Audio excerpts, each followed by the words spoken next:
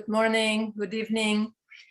I'm just delighted to have Dawn to give us this lecture. I met Dawn in 1993 with Gordon Onslow Ford at an event in London. And I couldn't believe it because during that time, Gordon only talked to Dawn, it seems, the whole time. And it was so wonderful. And that's how I wanted to know who Dawn was. And got to know her work throughout years.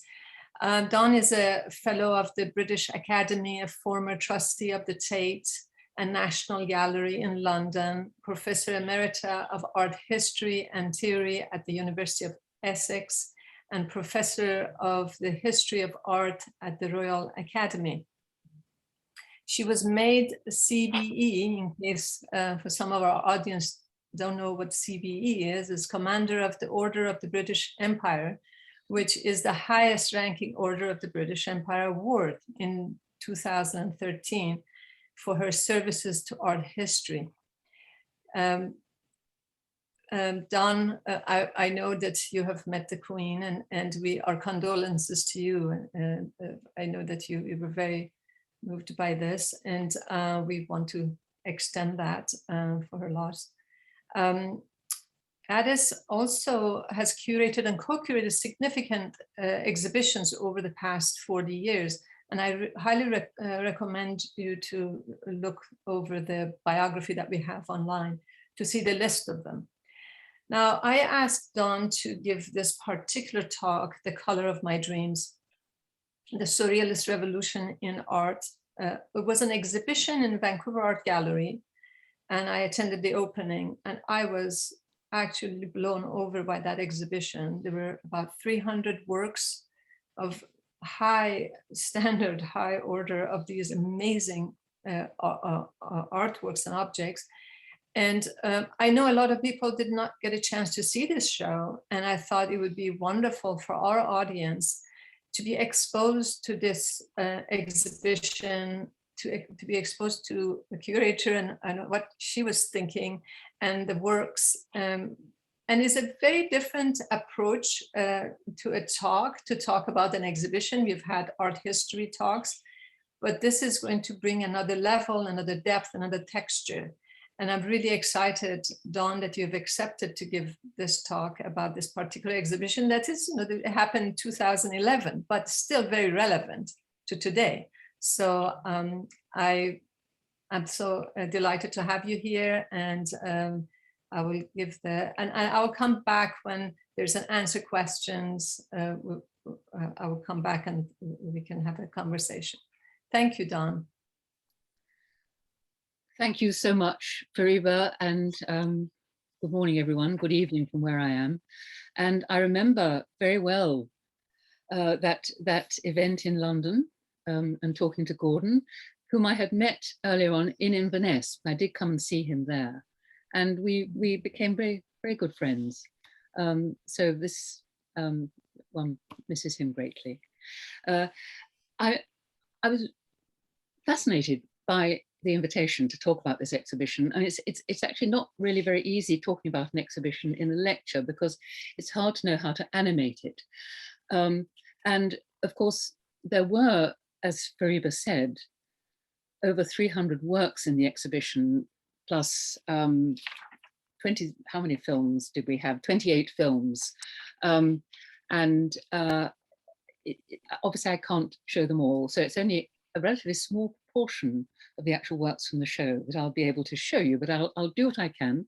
You'll have to forgive the quality of some of the images because I've had to make snapshots from my catalogue as that was the only way to show you them. So this is the opening page. The title, of course, of the exhibition is taken from the painting by Miro, which we will see in a moment, called Photo, This is the Color of My Dreams. And it's a painting that in a sense straddles the division between automatism and the dream, which is in a way going to be the major theme of this talk. This is also from the catalogue, and this is the list of contributors. There were 13 contributors, including Michael Richardson, who was writing about film, and selected the films for it. And a number of people who wrote about, particularly about the art of the Pacific Northwest, First Nations art. And that included Colin Brown, Robert Houle, Yves Le Fur, Marie Moset, and Andreas Neufert. And those two aspects of this exhibition were, in a sense, the newest, the most unusual, film, and including the art of the Pacific Northwest coast. The photograph there, by the way, is a Paul Nouget photograph from his book called The Subversion, La Subversion des Images, the subversion of images, trimming the eyelashes, very uncomfortable photograph sense. The painting that was rather surprisingly chosen as the poster for the exhibition, which was all over the town, all over Vancouver, was the English artist Edith Remington's painting called The Oneiroscopist. That is, the person who specializes in dreams. And there, it's from 1947, there's the diver's helmet beside her, which kind of symbolizes descending into the unconscious. But whereas she's up on the top of a tall building with clouds around her. So it's a very disconcerting image of the oneiroscopist. And who is this part animal, part bird, part human? Very, very sort of interesting juxtaposition of beings. Edith Remington is a relatively unknown surrealist and deserves to be a great deal better known.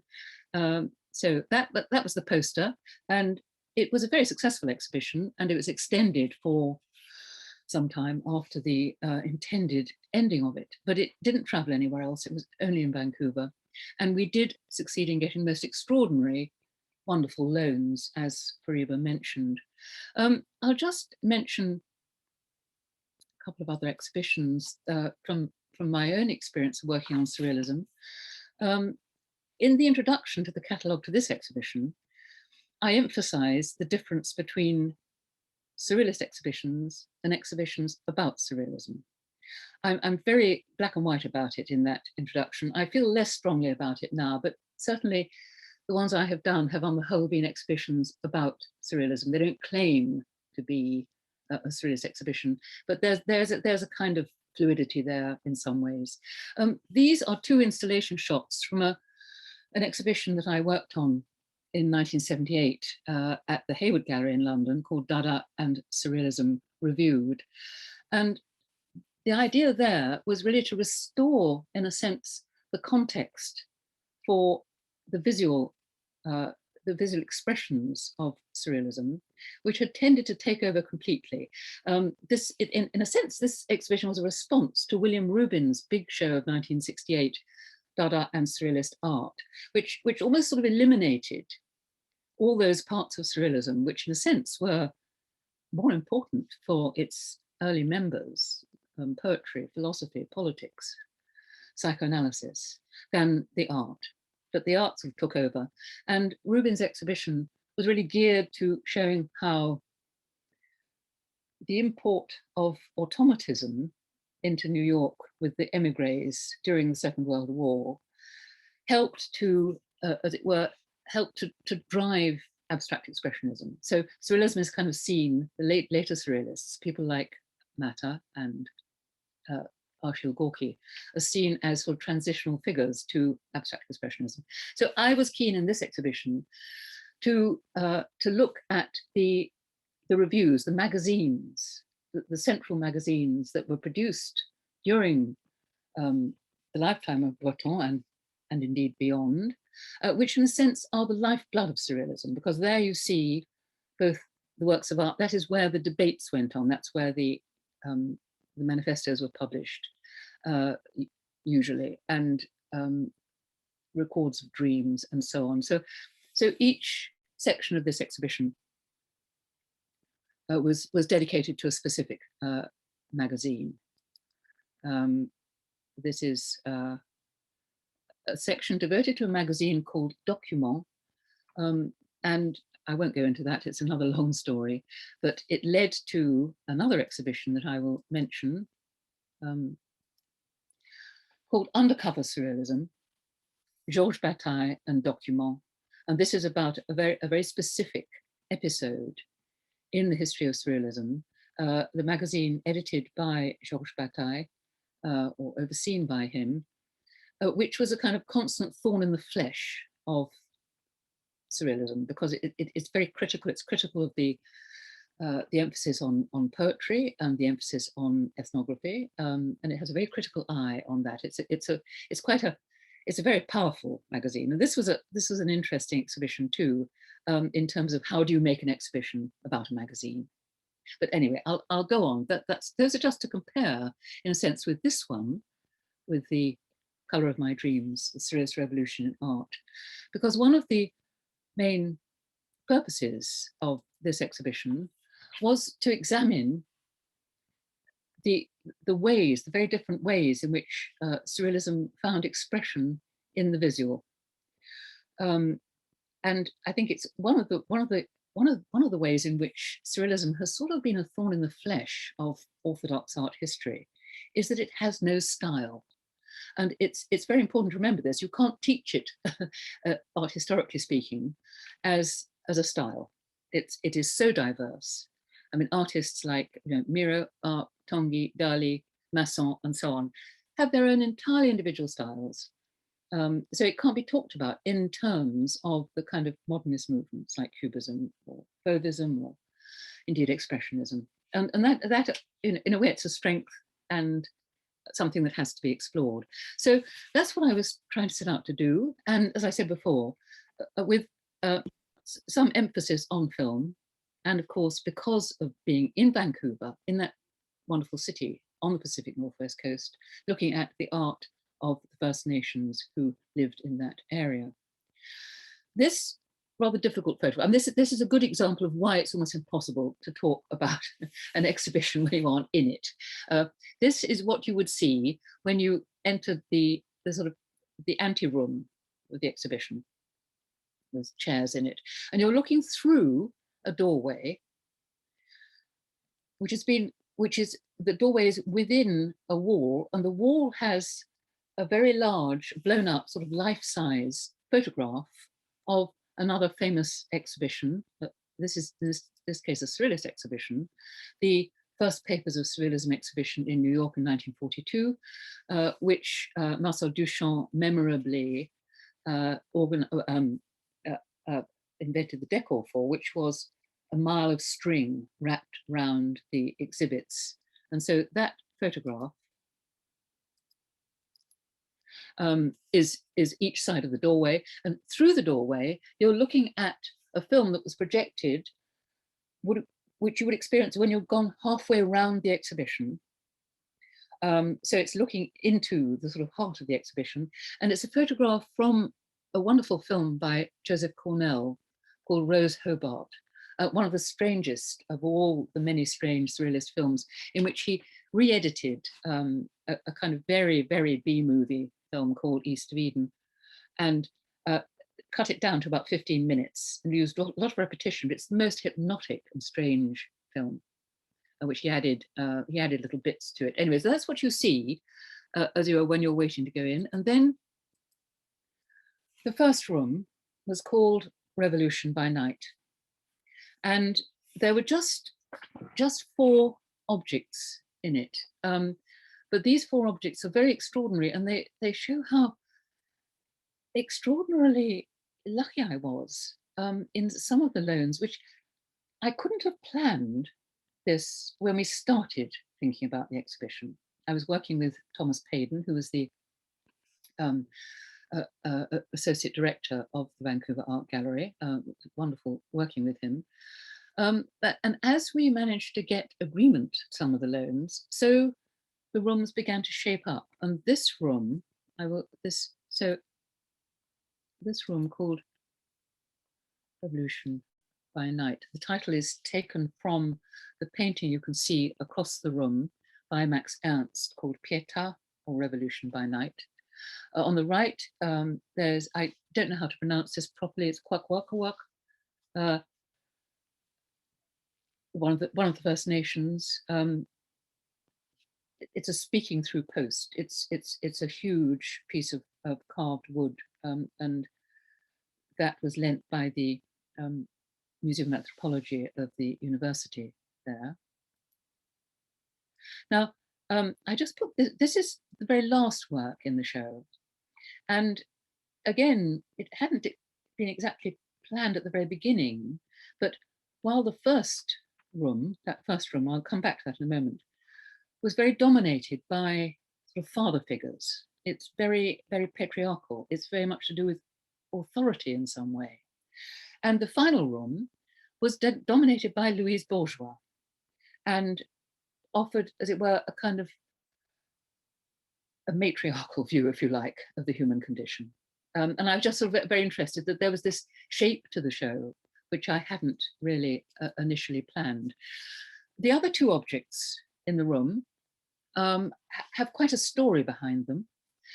They are, hang on a second, sorry.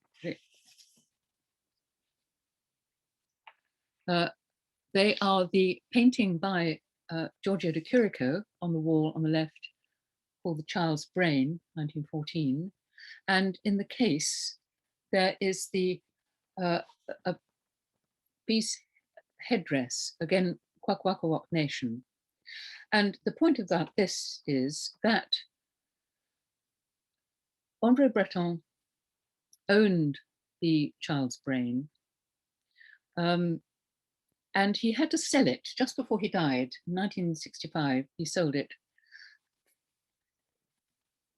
for various reasons. But with some of the money he had left after paying various medical expenses and so on, he bought the headdress that you see there. So they have a kind of link. The headdress was then returned to the Kwakwaka'wakw people, to the Umista Cultural Centre, by André Breton's daughter in the 1990s. And so it was lent to me from the, as it were, the place from which it had originated. And I felt that was a very lucky sign. I felt it allowed me to include some of the work by First Nations artists, which is rather difficult nowadays to include in surrealist exhibitions, because it seems to underline the way they appropriated, or perhaps indeed sometimes tried to annex the art of other peoples, of other nations. I will come back to that too. It's a very interesting question. So there's a direct connection there, and it was wonderful to be lent that piece. There it is, to be seen properly with these amazing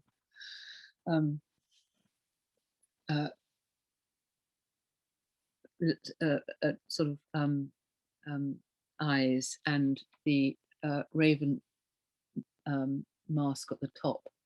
And hang on a minute, I think I just have to read you a tiny bit. I can find it.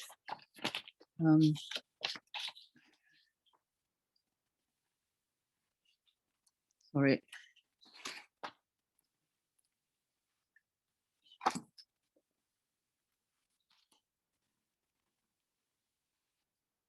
I'm going to read you a description of it by Marie Mosé, the French ethnographer. She says that Breton, when he saw it in the dealer's gallery, was mesmerized by the softness of the silky ermine fur covering the back of the headdress and the shimmering brightness of the abalone shell decorating the eyes and teeth of the hawk.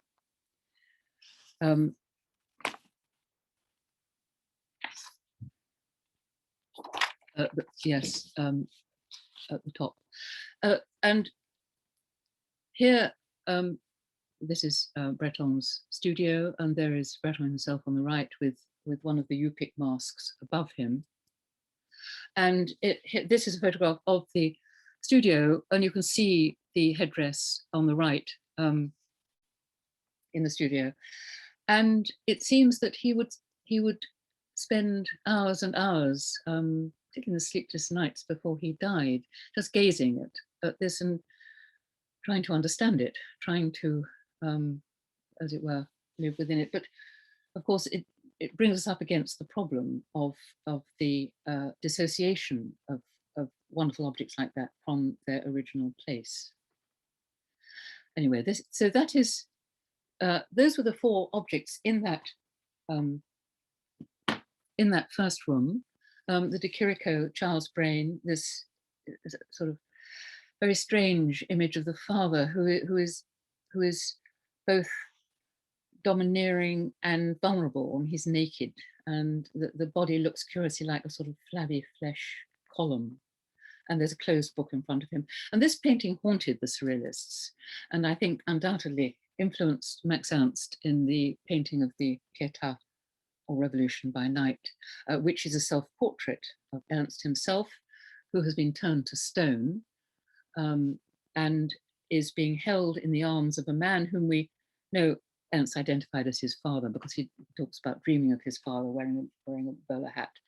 And it's a painting that has been much written about, much discussed, and I can't go into all the details here, but I think just the position and the way that these 4 objects actually sort of spoke to each other in that first room. But that was a kind of introduction, if you like. And that is the speaking post again. And then I arranged the rooms by theme to an extent. And the first one, the second room we were going to, was dedicated to automatism, with drawings and magazines and documents of various kinds, talking about automatism as the initial definition of surrealism from André Breton's first manifesto of 1924. And here are 2 of the really most striking examples of automatism. But many artists explored automatism in their various ways and very differently. And I can't go into all that now. I've just taken the 2 André Masson drawings, automatic drawings. The definition in the first manifesto was pure psychic automatism, by which it is intended to express, either verbally or in writing or in any other way, the true functioning of thought, the dictation of thought, in the absence of any control exerted by reason and outside all moral and aesthetic preoccupations. So that's the initial definition of surrealism.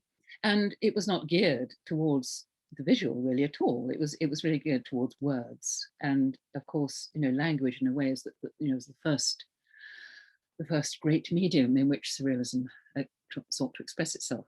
But Masson interpreted automatism as in terms of the freedom, spontaneity of expression, rather like doodling. So he would run the pen over the paper. He would start from some position, and the one on the left is called Vegetable Delirium. I love that title. And the one on the right is called Furious Suns. And sometimes you can tell sort of more or less where he starts the line, though he does break it sometimes, but he keeps it running usually, rather like Paul Klee did with his taking a line for a walk. And then at a certain point, this is what he said, he would recognize something in the image. He would recognize, like in the one on the left, you can just see what seems to start as a sort of flower. Then you get the hints of breasts, the chest, something of a body. On the right is a much more cosmic image. So those are 2 examples of automatism, but there was no given recipe for automatism. All the artists who were involved at the time, Max Ernst and Tanguy and Miro, all explored it in different ways. For a time, I think there was a debate about what could surrealist painting be. And it was thought that really surrealism would be expressed visually most appropriately in film, and possibly in drawing, but not in painting. And Breton himself was absolutely convinced that this was not the case, and that painting could equally be a medium of surrealist expression. And so he started writing a series of articles on surrealism and painting. But as I say, there was no recipe laid down for this at all to begin with. And in a sense, the artists were drawn to surrealism partly precisely because of the absence of a particular mode of creation. I mean, it was not Cubism. it was not expressionism, it was not fauvism, it was not purism, and it was not, its relationship, let's say this now, with abstraction and with figuration, in a sense, is sort of not relevant. That is to one side.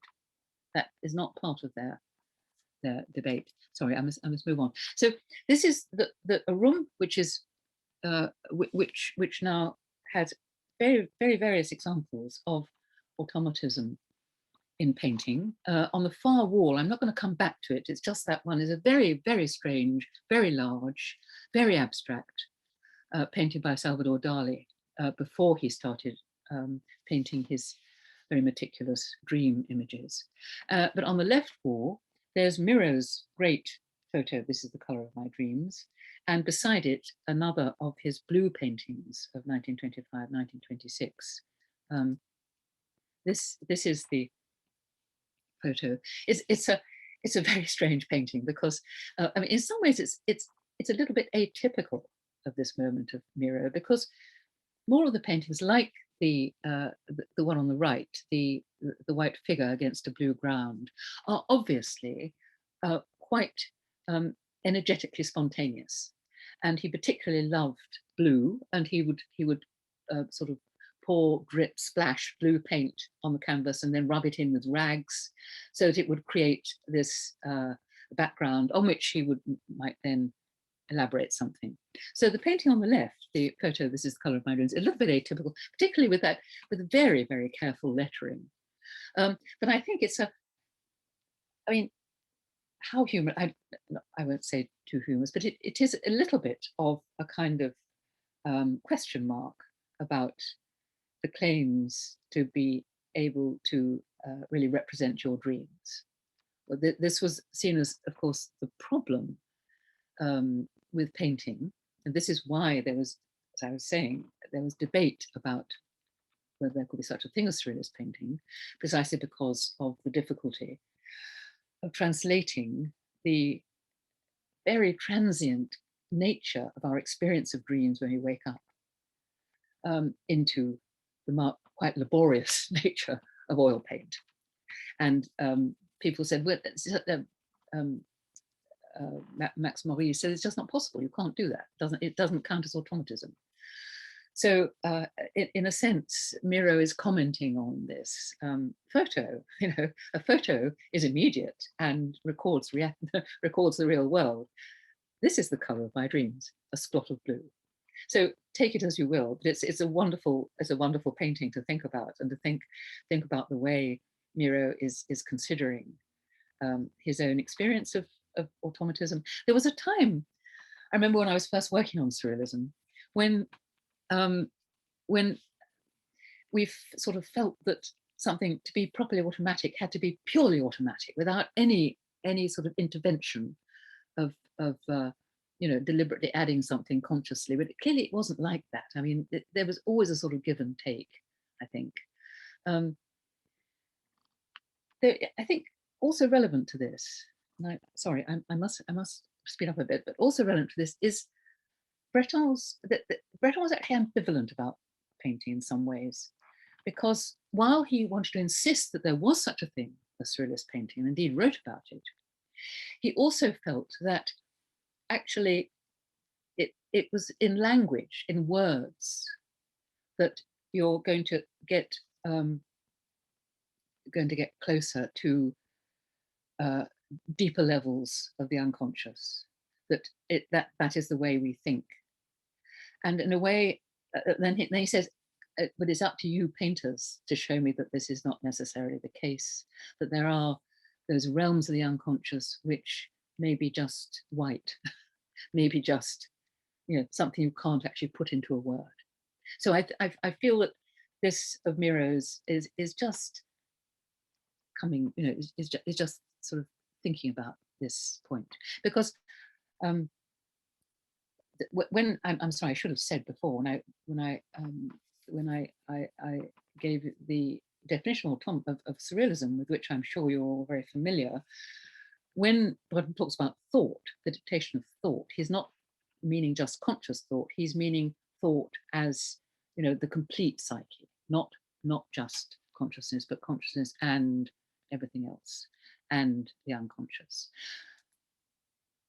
And now so other examples, there's Roberto Matta's painting of volcanoes. It's called Listen to Living. And Matta was, again, he was one of those who really absolutely threw himself into automatism, and developed the most imaginative ways of exploring automatism through oil paint, and creating these extraordinary canvases, which are both cosmic and microcosmic. I mean, you know, you're not quite sure of the scale. It's one of the reasons they're so exciting, I think. He was brought to painting, introduced to painting, in fact, by Gordon Onslow Ford. Matta was trained as an architect, and he met Gordon in Paris, and they became very close friends. And Matta was already drawing a lot. And one day he was with Gordon in the studio, and Gordon said, well, have a go with paint. And Matta said, well, I don't want to mess up your brushes, you know. And so he squeezed some paint onto a palette and used his fingers. And that was the beginning, I gather, of a wonderful career of painting. This is the painting that we were lent for the exhibition, Gordon Onslow Ford, A Man on a Green Island, 1939, from just this period when the two, Matta and Onslow Ford, were so close to each other. And this was reproduced in the Surrealist journal, Minotaur, in 1939, together with a text by Onslow Ford, which is very interesting. I mean, each of these paintings deserves a lecture to itself, I'm sorry, so I'm really having to cut things a bit short, but I will just quote from the text by Gordon Onslow Ford that accompanied this painting. I'll give it in the English. We can say that matter is only the formless shadow of reality. And then I commented, with this thought, he had identified a relationship between two worlds, one material and one where true reality loomed, that he wanted to investigate in his paintings, and to which automatism showed a way. And automatism would remain a point of departure for this exploration of Gordon Onslow Ford. So I think, again, a very, very different one from, let's say, from Masson. I'll just go on these. Sorry.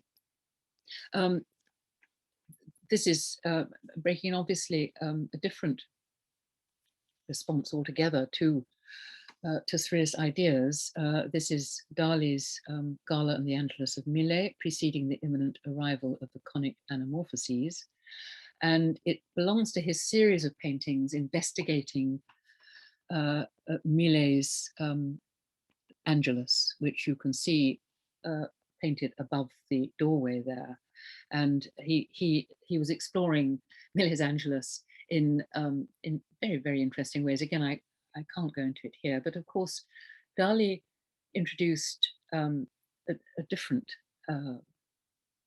approach, making his paintings sort of look like dreams.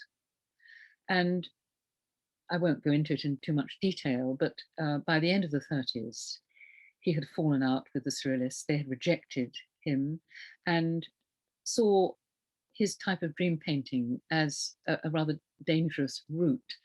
And so it is one of the problems in some ways of the kind of the whole history of Surrealism, that it is so often identified in the public mind with Salvador Dali.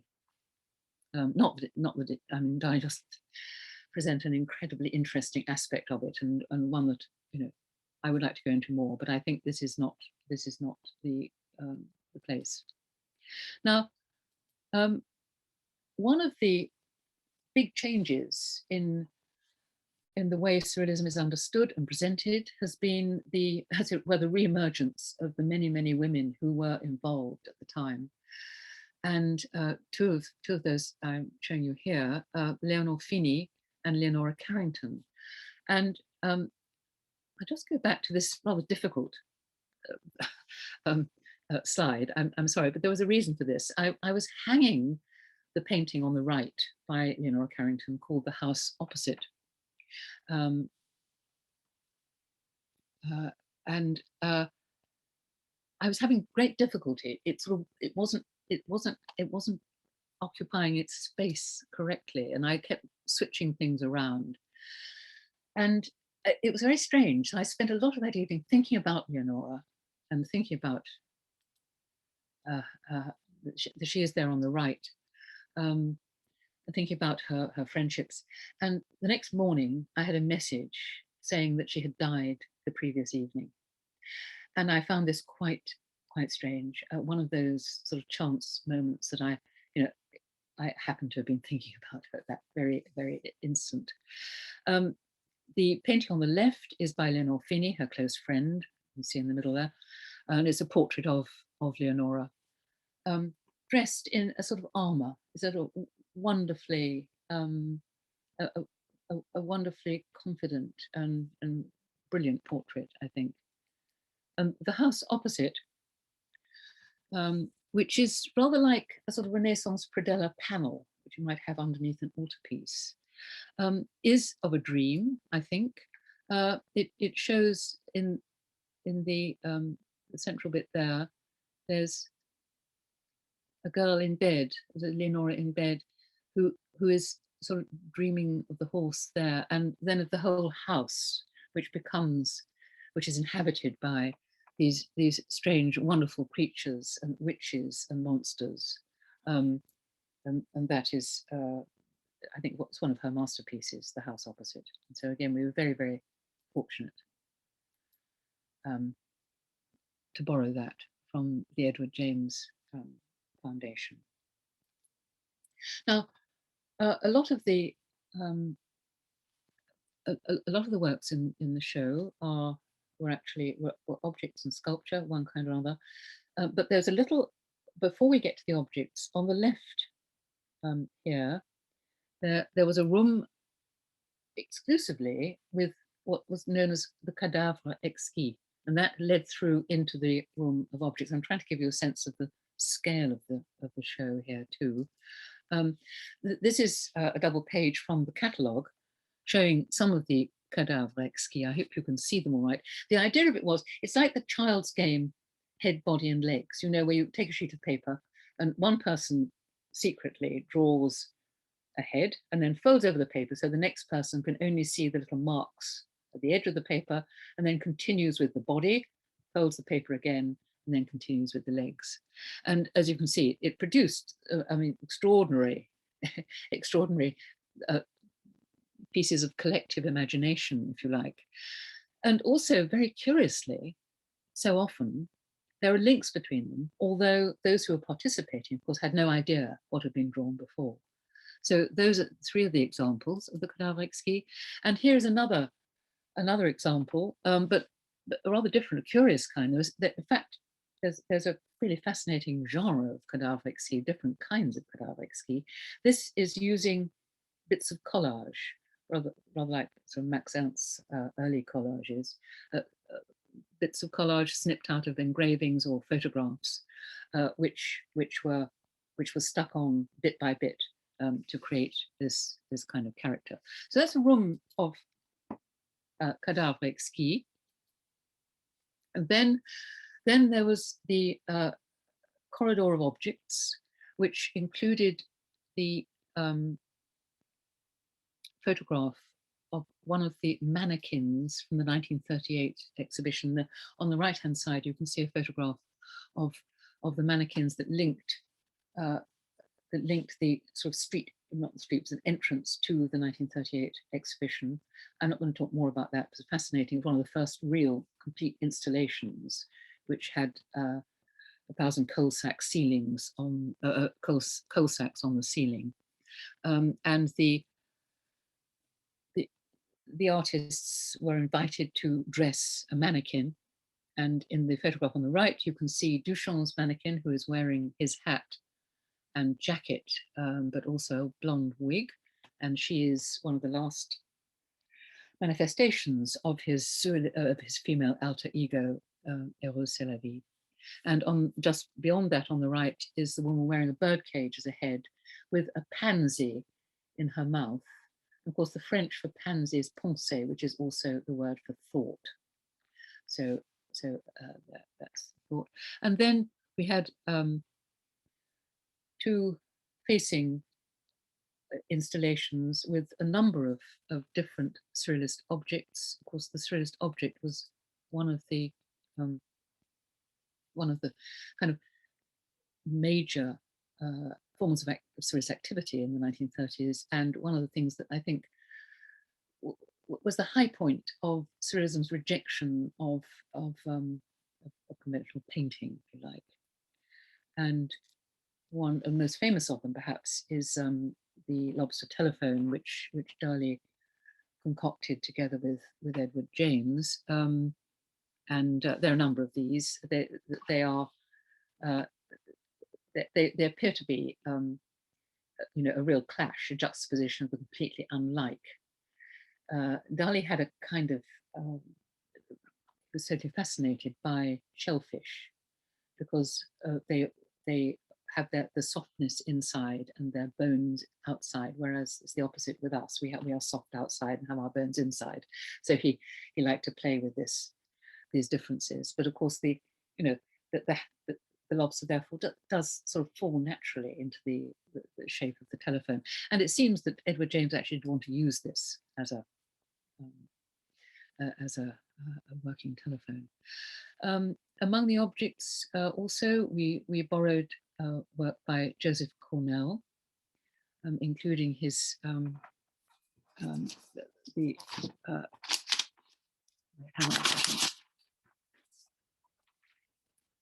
Crystal Cage, the portrait of Berenice, which is a suitcase full of a collection of images, little texts, letters, and so on, dedicated to Berenice. And we also borrowed Toward the Blue Peninsula, which is a kind of homage to Emily Dickinson. It belongs to, I wouldn't say a series of birdcage images of Cornell, but there are a number of his boxes that he includes elements that turn them into something like a cage. And here there's a cage which has an opening onto the beyond, and it has one white feather lying on the ground. And it's an extraordinarily beautiful, beautiful piece. Now, the next two rooms are exploring, bringing together work by surrealist artists who were particularly interested in the work of the First Nations of the Pacific Northwest and the work by those First Nations themselves that we were able to borrow. This or other artists who were linked or were able to draw upon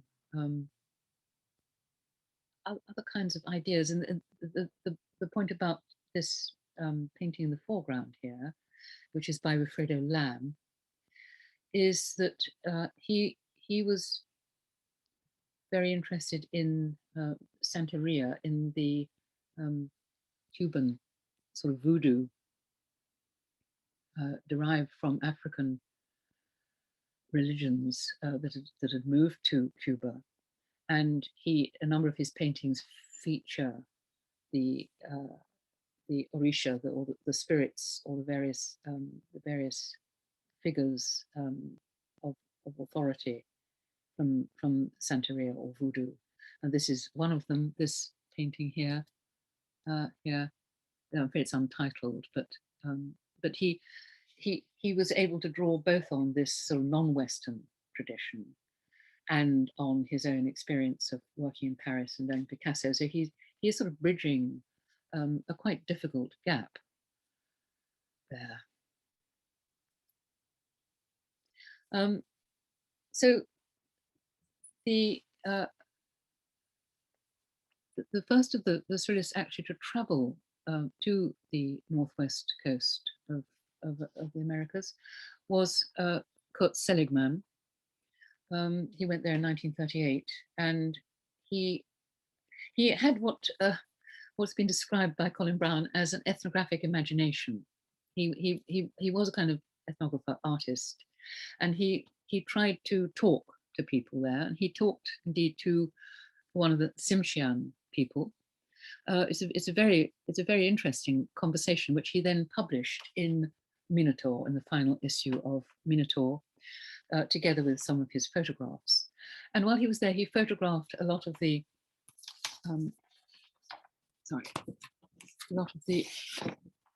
poles that had fallen down. And I'll just say a little bit from the conversation. In his smokehouse, hung with fillets of red salmon, the Indian Tsimshian, having explained the origins of his family, asked me whether in Europe we also had ancestors like his who fought monsters. I recounted some of the exploits of our mythical heroes, adding that they often fought to rescue women who were being held captive or whom monsters were threatening to eat. The Indian wanted to know whether the women subsequently gave birth to monsters, and he shook his head when I told him that none of them had sexual relations with their captors. And it goes on. But of course, in a way, it's odd because the Minotaur itself, the monster, was the result of a sexual encounter between a woman and a bull. So it's a pity that Seligman didn't mention that. But it's a quite nostalgic piece in a sense, because Seligman asks, I would be curious to know what the missionaries thought of the totem poles. Recently, the Indian said, they burnt them. Currently, the state protects our relics and the priests leave them alone. They think of them now like heraldic poles, stripped of all magic. For our young people, they are outmoded objects and have lost their power. The magic of bicycles, cinemas, railways seems infinitely more attractive to them, and they speak with little respect of the older people who know and jealously guard the ancient secrets. And that is quite, that Seligman recording this and photographing the poles in the ground was rather characteristic of the time, of a tendency to look on that as something that was going, which I think is actually not the case today. So there's a real difference in terms of how things might be seen. That was sort of the ethnographic imagination, if you like. Now, I reproduced this map partly, well, really to show, it's called, it's not the Surrealist map of the world, it's called The World in the Time of Surrealism. And it shows you the whole of the countries of the globe reimagined in terms of their actual importance for the Surrealists. So there's Alaska, there you see, and Mexico and Easter Island, given much more importance than Europe, and France has completely disappeared. Paris has become the capital of Germany. So it's a reinvented map showing, as it were, a sort of psychogeography. It's something of different kind of importance.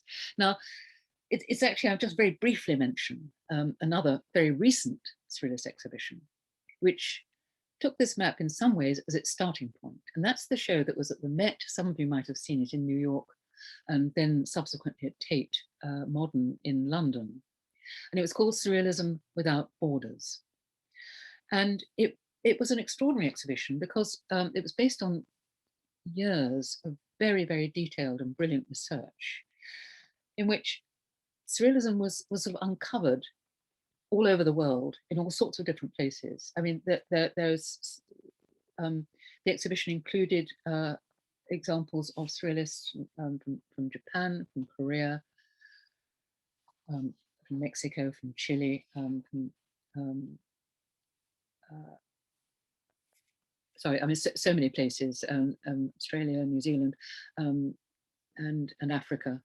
And not only that, not only did it show the extraordinary spread of Surrealism, but also the fact that it is very much still alive. And I found that particularly interesting and not exactly surprising, but it was wonderful to see it demonstrated in that way. And I can't say that that wasn't my purpose in this exhibition, but I remember in Dada and Surrealism Reviewed in 1978 at the Hayward, one of the most contentious issues was when the exhibition was to end, and indeed when Surrealism had ended. And it was sort of assumed it had ended. But of course, in a sense, it hadn't. And there are very much, I mean, there are very lively pockets of Surrealism all over the place, not least in the Czech Republic, or Czechoslovakia as it was, where the filmmaker Jan Svankmajer is still working. And his films, which are a wonderful example of Surrealism in film, were included in my exhibition looking at film. But it's just interesting, this map has prompted two very different, or many different interpretations. So this the other surrealist group who went, like Seligman, to the Pacific Northwest coast was Wolfgang Pahlin, together with Alice Raun, his wife, and Eva Sulzer, who took, well, they all took film, and we managed to show film of their journey up the coast from Vancouver, which is wonderful. It's very, very, very exciting. I can't, I'm afraid, show it to you here. And then Pahlin published major pieces on what he called totem art in Din. He was also one of the most voracious of collectors. And if you can see in the bottom left-hand page from Din, from the Amerindian number, you can see a house front, which is a great creature. I think, is it a bear? I think it is, over life size. And he bought that and took it back home. That's his painting, No Entry or Forbidden Country. And these are some of the masks that were collected by the Surrealists in New York in the 1940s. The one on the left, the Yupik complex mask from the late 19th century, was one of those that we borrowed, and you can see it in the drawings by Robert Lebel in this sketchbook from the museum, the Quai Branly Museum of Anthropology in Paris. Yves Lefort in the catalogue writes about this sketchbook.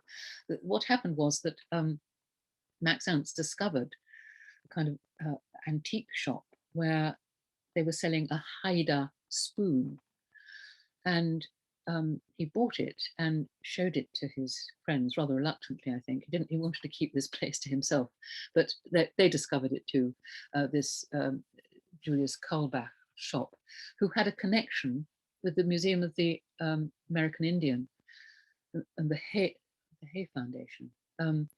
And they managed to get access to some of the stores and were able to purchase pieces from the museum, including these extraordinary masks, which I assume mostly that each one has its own story, and I won't go into them all. In the catalogue, these are talked about, the different stories, the different ways in which these masks would have, as it were, entered the museum collection or entered private collections, but most of them had been confiscated by the authorities, by the Canadian authorities during illegal potlatch ceremonies. So there is a difficult, a very difficult history to them, and you know, the problem is where they are positioned. I'll come back to that in a minute.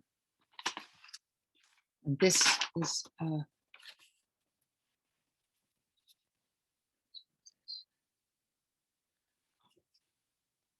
is the heron from the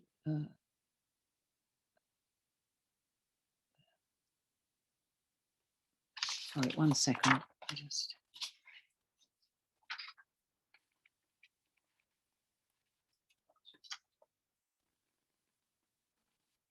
it's a heron headdress. This one, which is also like the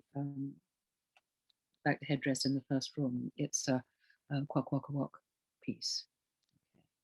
And I have to say that in order to show these in the exhibition, we had many discussions with people people in the museum had connections with First Nations people, and in the museum and in the university.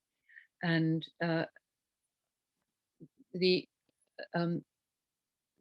their display was accepted and seen as actually quite important and relevant, because it was interesting to those who had, who had made them, or descendants of those who had made them, to see them in this context and to see the way that they had appealed to the surrealists and appealed to the surrealist imagination.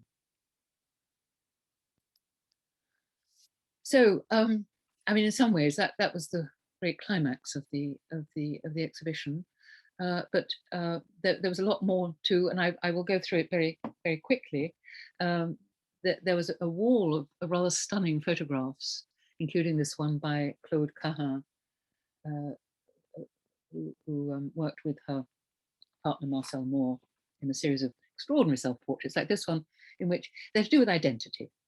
And that wall of portraits was really examining the ways photography actually can expose or explore, change identity. And there were also a number of erotic photographs there. But in this one, she's kind of stripped away all kind of gender aspects. I mean, who is she? What is she? It's a very extraordinary photograph. Then and there also the erotic was very important for the surrealists, of course. And then one of the rooms was based upon what I called anatomies of desire. These Georges Hunet, quite comic. I mean, there were some light-hearted moments. The love life of the Fomophils on the left, and Ethel Colquhoun's The Pine Family on the right. This is the room, the Anatomy of Desire, with Giacometti's wonderful Spoon Woman at the end. It was rather beautiful installation, and Belmer's work, a whole wall of work by Belmer, and the doll on the left, and more Giacometti on the right.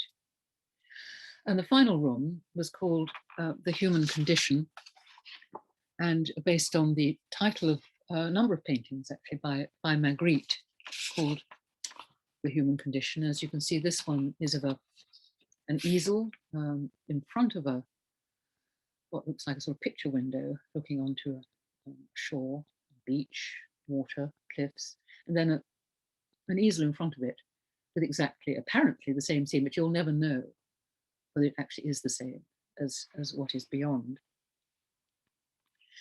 And Magritte wrote about the elements of the scene as follows. It says, both inside the room in the picture and at the same time conceptually outside in the real landscape, this is how we see the world. We see it outside ourselves, and yet the only representation we have of it is inside us. So Magritte's images express a fundamental human dilemma. Our gaze always wants to penetrate further, so as to see at last the reason for our existence. And I ended with these extraordinary works by Louise Bourgeois, who certainly affiliated with the Surrealists, but from now a very feminist perspective. Okay, that is a quick tour of some of the works in the exhibition. Thank you. Thank you so much, Dawn. Thank you very much. And I just made a few notes while you were giving the talk. One that really was very compelling to actually say that surrealism really didn't have a style. And that is quite interesting, because if one is engaged with the unconscious, with the dream world, even with consciousness, it's so multidimensional that one cannot limit oneself to style. It has to be so vast, and that really explains it, why we have such an incredible variety. Because if we go into the world of the unconscious, is endless. is limitless. And it's fascinating that how the second wave of surrealists like Pollan, like Gordon Onslow Ford, like Mata, they started to move away from depicting symbolism, as the early surrealists did. But they still were exploring the unconscious, that they were still doing that. I want to let the audience know that the catalog, you can find the catalog online. Now that you've seen some parts of the exhibition, that might bring more meaning for people to have the catalog. I was talking to a friend who's taking some course on geology. He says, you know, human beings are coming from lobster. And I thought about the lobster telephone of Dali. And I thought, well, this is very fascinating. Maybe unconsciously he knew about something about our coming out of the sea with the image. But I really, really appreciate all the background information and the connections that you shared. And at this point, I'd like to open it up for any questions from Dawn about either this presentation or surrealism in general, if anybody would like to share. And at this point, Dawn, you could stop sharing, and then we can see the audience more. Yes, So, and if anyone wanted to go, oh, if I stop sharing, then we wouldn't be able to go back to any of the images. Is that right? That's true. Oh, I was But only. you want to use okay. I was only thinking if anybody was interested in going back to something and talking about it in more detail, that would be fine. I don't know which is better, to do that or to end the slideshow. You decide, Fariba. Well, I think that since we've seen the images, we could talk about it, and this way you can see more of the people who are here. If somebody is wanting to ask the questions, I can see who it is. So do I click? So I think do I click end of slideshow? Is that right? I can help you, Dawn. There we go. We've got it. Okay. Yeah. So now this way I can see more people if somebody has a question, if they're raising their hands. So if anyone has any question for Dawn, you can unmute yourself, or you can raise your hand. Yes. Oh, Teresa? hi. Such a great talk, so interesting. And I thought I knew so much about surrealism, and I'm so happy to know so much more about surrealism. I had no idea.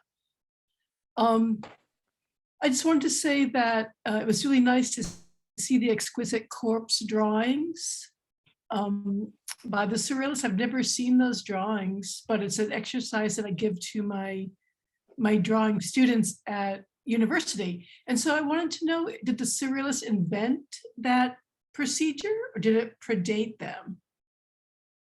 Oh, I think it must have predated them, because I think, like you, I used to play it when I was a child without any knowledge of it at all. But they did. I suspect they did as well. They were very interested in collective activities, and particularly games. And so it was an ideal one for them. And the title, I should have said, comes from playing the game with words instead of with images. And it was one of the first of their exquisite corpse sentences. It was, the exquisite corpse will drink the new wine. So the exquisite corpse will drink the new wine, or the three parts of the sentence, and that's why it's called exquisite corpse. But they had other games too that they played together. So interesting. Thank you. Well, thank you. Thank you, Teresa. If you could unmute yourself, Teresa, now, or mute yourself. Anyone else has any comment or question? Or?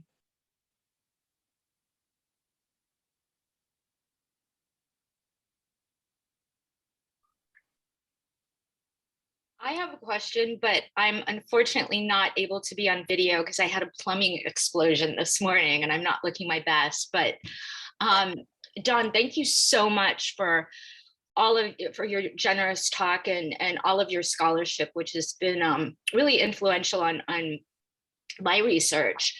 I have been thinking a great deal about the surrealists and their collecting of indigenous works. And in regards to Ernst and Breton and Seligman and Palin, there was so much emphasis on, well, there was a lack of emphasis on the true role of a lot of these totems and works. And I'm just thinking, you know, I think really their role was to introduce other cultures and other religious systems into the Western manifold. But moving forward with surrealist scholarship, do you see museums and institutions placing more emphasis on the actual ritual meaning of these objects? Oh, absolutely, I do. But you see, let me. I know exactly. I know what you're talking about and the problem. I'm going to read you a little paragraph from the Tate Modern Surrealism Beyond Borders exhibition, where that exhibition, and I meant to say this, absolutely did not include any of the objects from non-Western peoples, or whatever we call them, that have been collected by the surrealists. Nothing.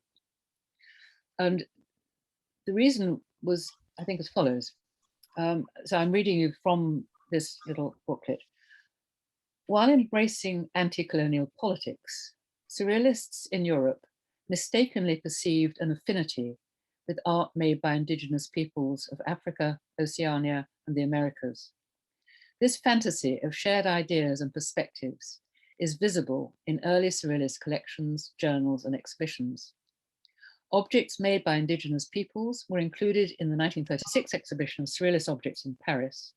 These works, included for their perceived aesthetic value within a European context, were stripped of place, maker, and their original meaning. This exposes how, even in valuing the art of indigenous peoples and deploring the system of colonization, surrealism remained entangled within a colonial attitude of cultural appropriation.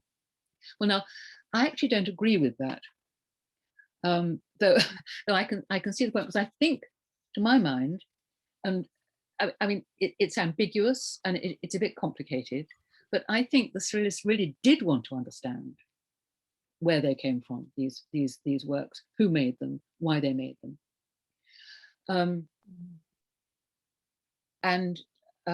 So you may say that's just sort of ethnographic, I don't know, sort of gloss, but they did care about them. So I don't think they just appropriate them as aesthetic objects. I think it was precisely because they were not aesthetic objects in the conventional sense of European standards of beauty, etc., that they loved them so much, or some of them. I mean, they obviously hugely varied. I don't know what you think, whether you think that it's possible to make some case for them and not as it were a blanket condemnation of their fantasy of being able to communicate in some way with people from very different cultures, very different belief systems. I mean, I agree with you. It wasn't an appropriation of kind of colonial exploitation in any form or way, but I think, you know, the discussion that surrealism is continuing. I think surrealist scholars need to continue to really excavate what the now that there's time, because it required an endless amount of time, but I think the role of surrealist scholars now is to really excavate what the meaning was and the ritual role was for these objects that were really enlisted by the surrealists. It's almost like we have to continue their objectives. I totally agree with you. I mean, absolutely, and I do think that you know, one should sort of recognize the work of some of the surrealists themselves, actually, like Benjamin Perret, I mean, Perret wanted to actually collect documents which will give them some sort of basis for trying to understand the context. I mean, how do you go about finding out about cultures that are geographically distant and are very badly recorded and very badly documented, at least in Western terms? And Perret, he published the first French translation of the book of Chilambalam, the Mexican pre-conquest Mexican epic poem, which is very interesting. And he also collected a huge amount of material from the Americas, of stories, myths, and so on.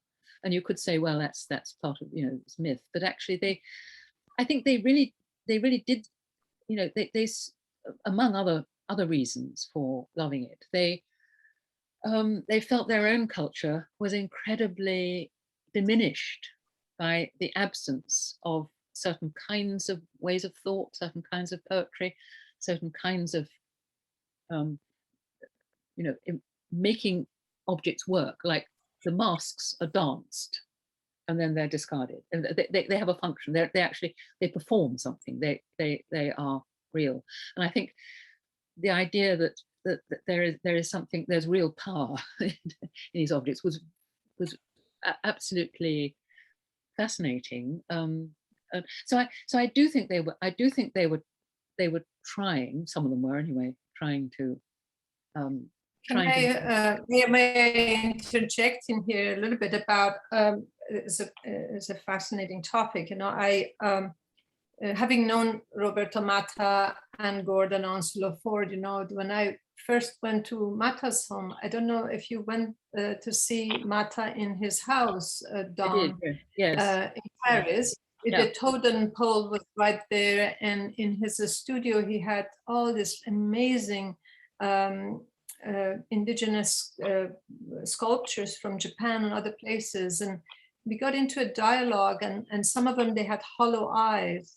And I asked him the question, and he says, well, because they're looking inside. And I was in dialogue with both Gordon and Matta around this, and Lee Mullican and Lucita.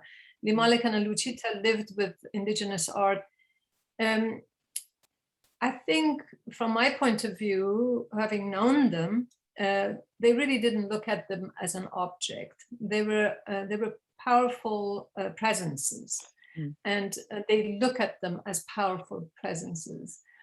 And for Matta and Onslow Ford, I mean, he positioned them in a particular areas in his house or outside. And like, for instance, the Chacmo, soon after he died, I was approached by a very reputable museum. They wanted to have the Chacmo.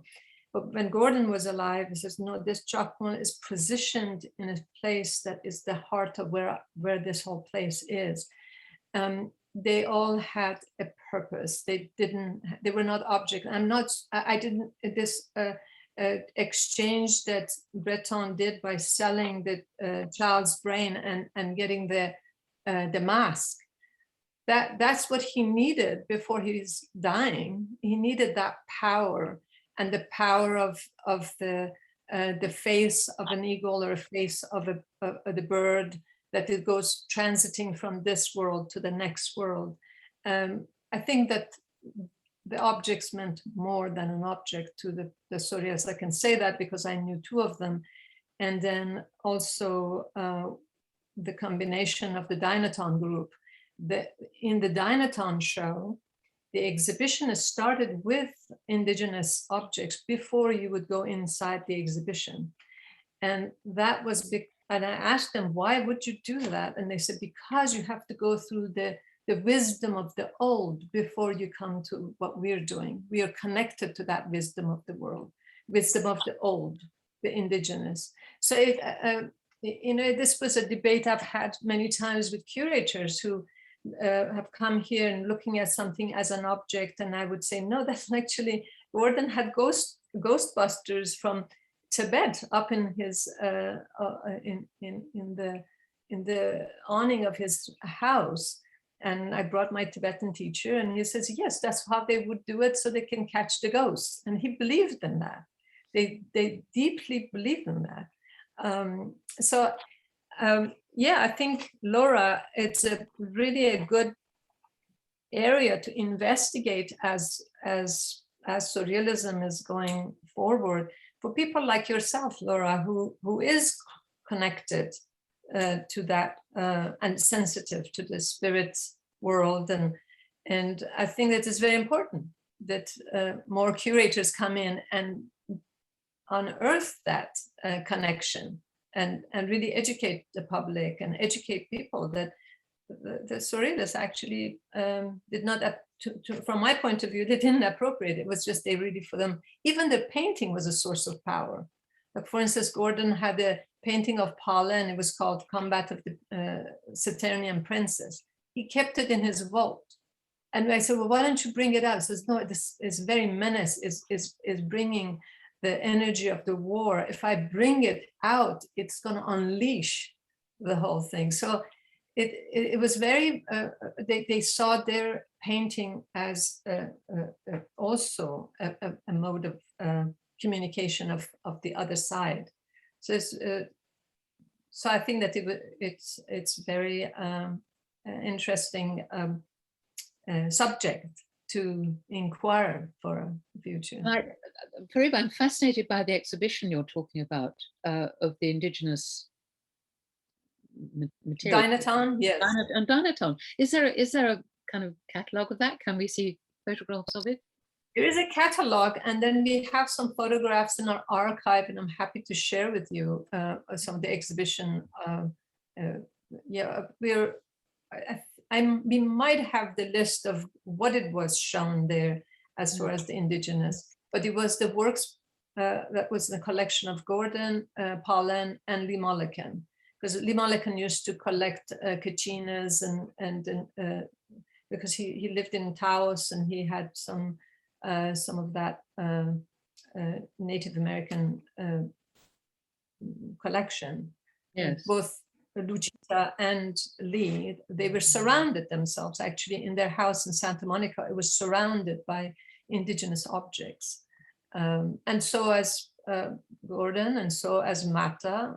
Yes. Yeah. Yes, so I think well, that, anybody, sorry? no, I was only going to say that I'm very glad. I think one has to keep the conversation open, really, and encourage, right.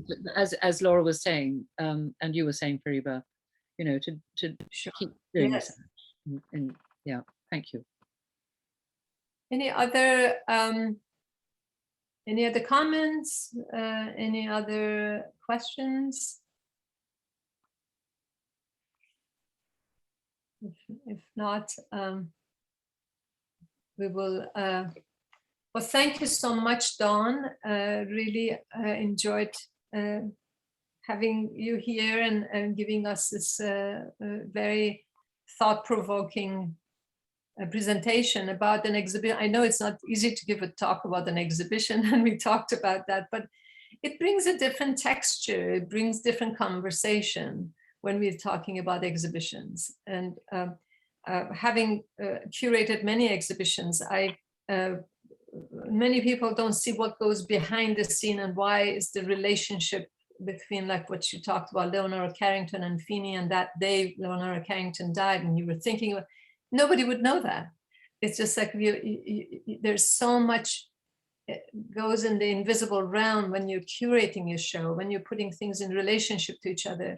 One of the things I put a note while you were talking is that for some of us who curate shows and bring works in, I was deeply moved by that exhibition you curated, because I had never seen those pieces together. And they are all in the same room, and they were looking at each other, in relationship with each other, in relationship with the indigenous works. And it was like a community, a committee of these group of people who at one point they were alive and they were making works, and now they're together under the same roof. It's powerful. And it's powerful when we create this type of exhibition.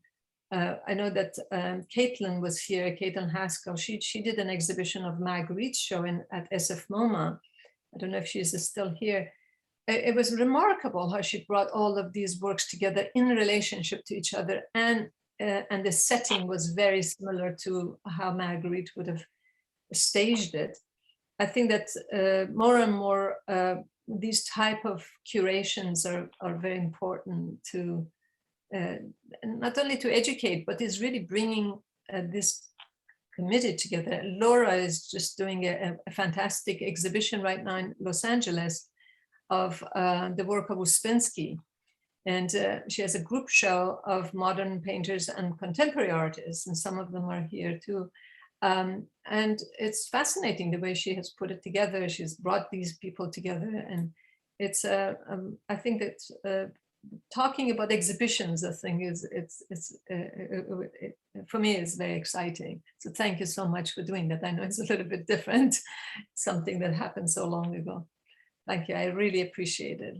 Well, thank you. I mean, it was. It's always surprising how an exhibition turns out in the end. There's an awful lot of chance in it and luck, and it was a wonderful show to work with, and Vancouver Art Gallery was splendid. Yes. Yes. Thank you, Fariba. Yes. Thank you for asking me to do that. Yes. Yeah. Thank you so much. I hope that in future you will accept our invitation and do some other talks. Thank you. Lovely. Goodbye. Goodbye, everyone. All right. Thank you, and thank you, everybody. You can